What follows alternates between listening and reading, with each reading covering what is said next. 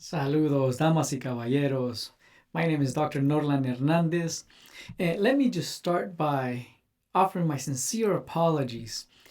Everything was lined up, the technology, the integrations, the back end things, the content, the conversations were had already. Everything was prepped for the LinkedIn Live for this particular event, the leader that you want to be in 2026. And as it just so happens, technology doesn't work with us. And we're talking about leadership challenges for 2026 and the kind of leader that we want to be. And lo and behold, we are presented with a challenge. We're presented with an opportunity to grow and to learn, an opportunity to pivot and set new direction. Hence, what I'm doing versus rather than a LinkedIn Live, what I'm doing now is a recorded session, because I did not want to stay with the content. I did not want for you not to have the content. I actually really was excited, super excited to share that with you alongside my co-presenter, Dr. Alia Rodriguez, which could not make it for this recording simply because of timing. So let me actually move on to what we were going to present. The leader that you want to be in 2026. Before I get started with that, I want to be able to provide some context to frame the conversation around what I mean and the intentionality that we need to have in evaluating our leadership in 2026. Here are some factors that deeply impact business as a whole, our interactions with the world, our interactions with our peers, with our subordinates, the people that we lead, our teams, our organization, the context and community that we find ourselves in. Politics has been one of those things that has emerged lately and in the last year or so as a major factor. We know this, we recognize this. From a global standpoint, we know that politics impacts trade policy, for example. Hence, you as a leader, me as a leader, we need to be cognizant of the things that are happening in the political landscape to be able to navigate our leadership task effectively. Number two, we know that technology is and will continue to be a factor in the way that we lead. Not just AI, even though AI has been a buzzword for a couple of years now, and the workforce has been implementing and has been intentional about recognizing its role on efficiency, its role on automating tasks, its role on helping people process through and come up with more tangible products and ideas and processing, and even being able to spell check our emails before we send them. But when I think about technological advancement, I also think about cybersecurity. With the advances of technology like AI, these kinds of risks exist and continue to exist. And you and I as a leader need to be cognizant of those things. Number three is not a new item, a new factor. Is something that's been going on for a while, something that needs to be continued to be named, which is global climate. As we know and recognize, we have the global climate environment, which impacts product development, which impacts the availability of raw materials, which impacts then every single step of the process of developing a process through the logistics, the transportation, and so on and so forth. Connect that with the geopolitical situations happening nowadays. You start seeing the picture of the complexities and the nuances of business and leadership and business strategy in a global environment. Lastly, you have demographic shifts, which we know is a real thing. The World Health Organization said that by 2050, the world's population aged 16 and older is projected to double. Well, what that means is with the aging of leaders comes a necessity for succession planning to ensure that organizational goals continue to be met, that organizational vision continues to be spread, that leadership continues to be effective, and so on and so forth. Now, here's what I would ask you in person during our live event. What is the most pressing issue you are facing in leadership today? Now, because this is not a live event, I would still highly encourage you to drop a comment on this post, naming the most pressing issues that you are facing as a leader today. Maybe we can learn from each other. Maybe we can start supporting each other in a virtual environment. In order to do this, then, as we think about 2026, and in fact, as we think about the task of reframing leadership for 2026, I want to offer 3 anchors for us to think about. Number 1 is identity. It's answering the question, who am I? There's a research project that I myself and 2 other colleagues are doing right now, Dr. Alia Rodriguez and Dr. Sal Bueno, entitled Embodying Leadership, where we look at the intersection of identity and leadership, and we ask the questions, particularly for leaders of color, leaders who are marginalized. What does it mean to embody leadership? What does it mean for you as a Black woman? What does it mean for you as a Latino male? What does it mean for you as an educated individual? What does it mean for you to embody leadership? How do you navigate the spaces you find yourself in, the context you find yourself in, as it relates to leadership? That question is actually quite critical because it impacts how we perceive ourselves and our understanding of how others perceive us. In doing so, in creating greater awareness of those 2 things, we're more effectively able to navigate the leadership space, leadership challenges, team dynamics, organizational dynamics, national dynamics. Number 2 is impact. This is thinking about what you consistently deliver. Remember, these are anchors to get us through to reframe 2026. What is it that you are doing consistently? What kind of impact are you doing consistently? Or, the better question here is, what kind of impact do you desire to make in 2026 consistently? As a leader, you and I, we know and we recognize that we have influence over particular things, goals that are established, strategies that are put in place, direction that the team is going, the strategy behind the institutional priorities. Well, the impact, what impact do you wish to make in 2026 consistently? Let that be an anchor for you. And lastly, it's environments. We're talking about the context of where you find yourself leading. We're talking about the context you are leading within the organization, the community, the family, the particular entity in our society where you are leading. The more you understand that context, the more you understand the other 2 items, and then you allow them to interchange ideas and allow identity to impact environments and environment to impact, no pun intended. So as we think about reframing 2026, or to put it more specifically, as we think about reframing how we are going to lead in 2026, I highly encourage us to think about these 3 anchors, identity, impact, and environment, and allow that to set the tone. I would have asked in the LinkedIn Live, what is the hardest thing for you right now in regards to the 4 C's framework? Clarity, confidence, consistency, courage. What do I mean by these things? Well, clarity in regards to who you are as a leader. Clarity in regards to the goals that you've set for yourself. Clarity in regards to where the institution is going and the institutional priorities and how that impacts your own work and your own developments. Confidence. Many of the leaders that I interviewed and that we've interviewed in the Embodying Leadership research study, they talk about this journey of gaining confidence in being able to lead as themselves.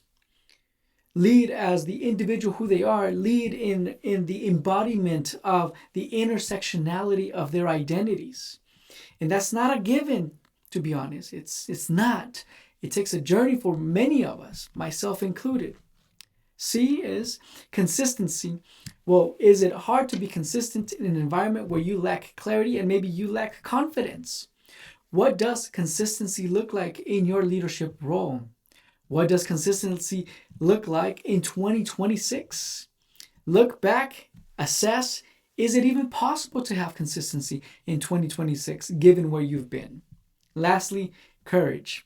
As we know, as leaders, those who have a posture of a growth mindset, those who have a posture of always learning, those who have the posture of getting outside of the boundaries of what comfort is, they know that it takes courage to do that.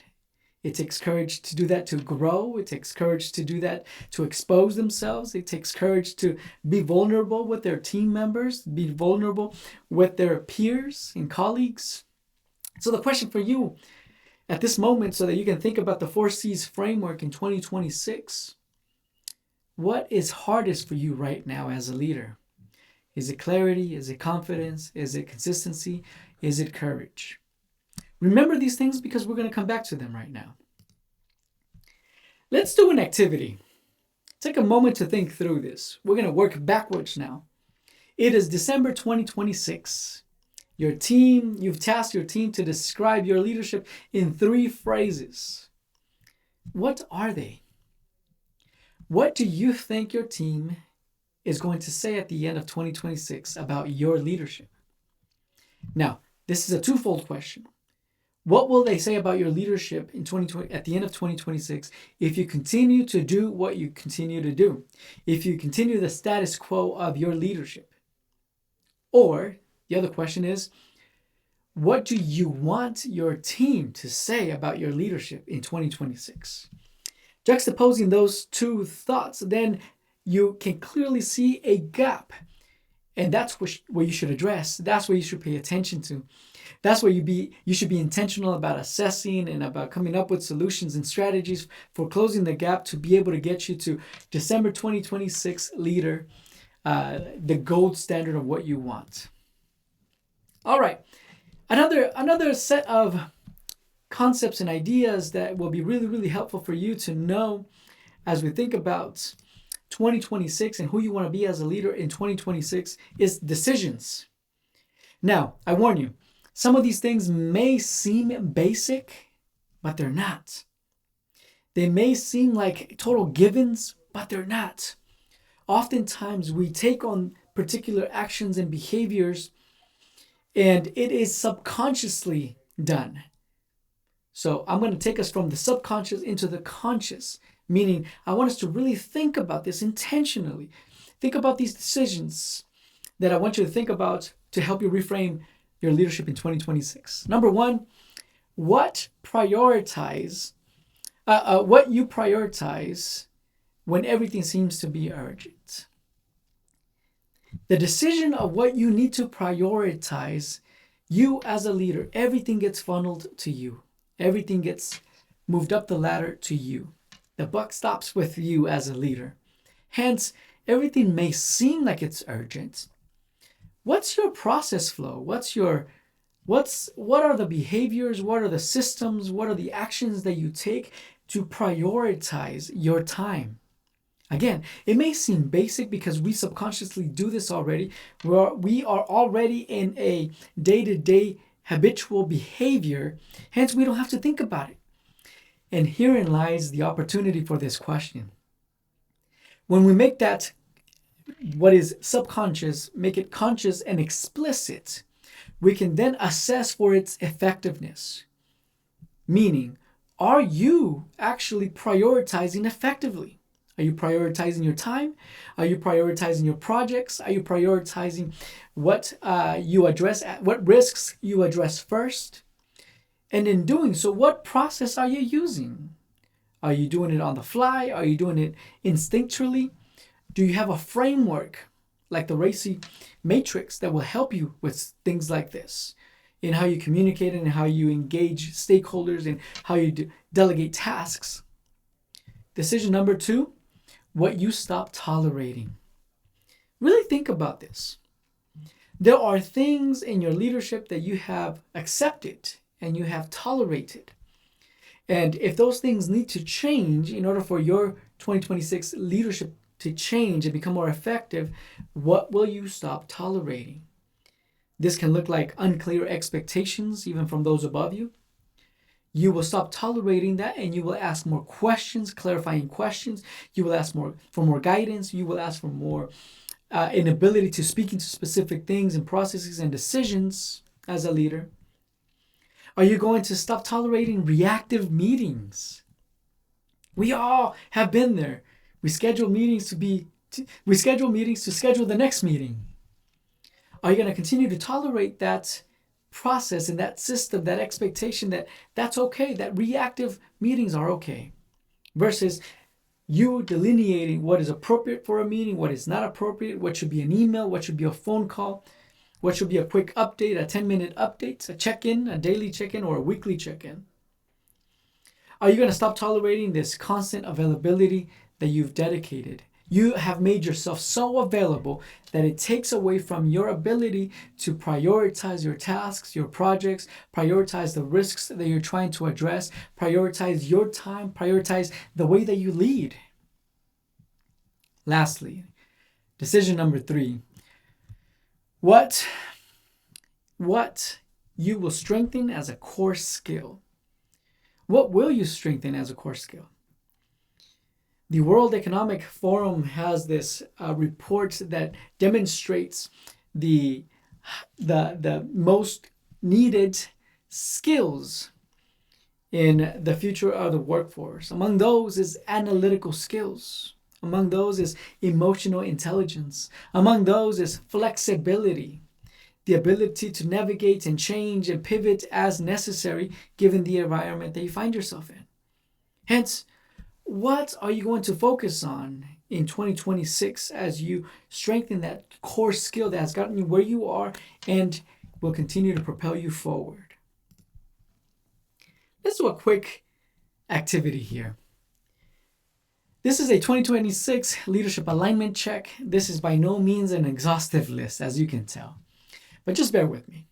If we had these 3 skills that you were assessing for yourself to align, right, a leadership alignment check: self-awareness, communication under pressure, and follow-through. If you were to rate those, almost like a rating on a restaurant or a Yelp rating for yourself in regards to these categories, where would you rate yourself? Now, you can do the same activity with any other skill set that you have assessed or that you think that you should be assessing about your leadership. Here comes the follow-up question. Which score, if raised by just 1 star, would change your year? If your follow-through was at 2 stars and you moved it up to 4 stars, would that make you a more effective leader within your organization? Will that create more trust and garner more followership from your teams? Would that help your organization see the value that you bring to the organization more clearly? Again, you can do the same activity with any other skill sets and assess yourself and ask that question: what, if I could raise by just 1 star, would change my entire 2026? Well, let me begin to recap in regards to the conversation that we've been having. Again, it's not an extensive conversation. It's the beginning of a conversation that I was hoping to have with you live. And I was hoping to engage with you in the comments and see the perspectives and the challenges that you are navigating and see the industries that you are in. But here's what we're thinking about. As we think about 2026 and your leadership for 2026, and as we think about the 4 C's framework, which is going to be really helpful for you to keep in mind, when you're leading with intention, do you have enough clarity? From the top, from the organization, from yourself, does your team have enough clarity?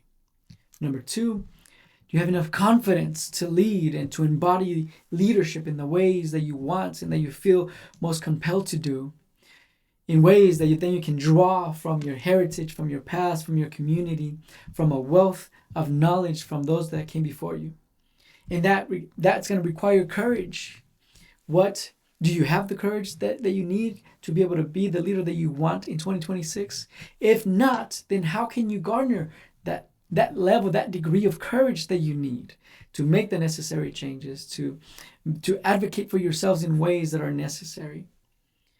And lastly, consistency. What kind of consistency do you want to have in 2026? In what particular area do you want to have consistency in?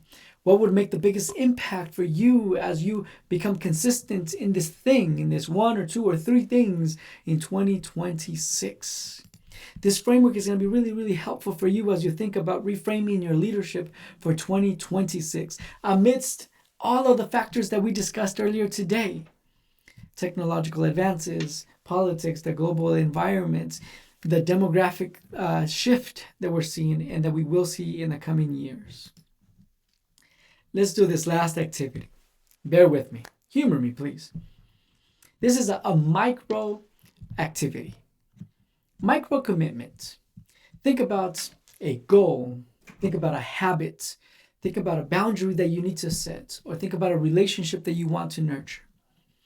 And think about this in the context of what you're going to do this week, the next 7 days.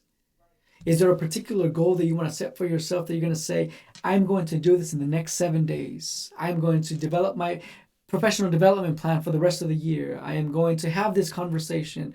I am going to create this assessment or take this assessment to help me identify gaps. I'm going to change this habit, or I'm going to take on a new habit that I know I've been meaning to take on. Are there particular boundaries that you want to set for yourself in your leadership? Whether it be work and life related, whether it be skills related, whether it be time related, or maybe it's relationally within the workforce. Lastly, is there a relationship? Is there someone that you can ask to become a mentor, or even better yet, a sponsor? If you don't know the difference, I highly suggest that you go look for that. Google the difference between a mentor and a sponsor. You're going to see the differences. You're going to really, really enjoy the readings and the impact of a sponsor in your professional life and journey. Take a moment to write that down. If you want to share it, great. Share it in the comments and we'll celebrate you. This would have been the next activity in the LinkedIn Live. All right, we've gotten to the end of this particular webinar, this LinkedIn Live, quasi LinkedIn Live. But I did not want to end without letting you know that we do have other events that you can join and that you can register. There are events on our website. Go and take a look at those. There are meaningful conversations that we're going to have with other leaders, meaningful conversations that we're going to have with an HR panel. And we're going to talk about the traps of leadership in 2026. That being said, let me end here and simply say thank you.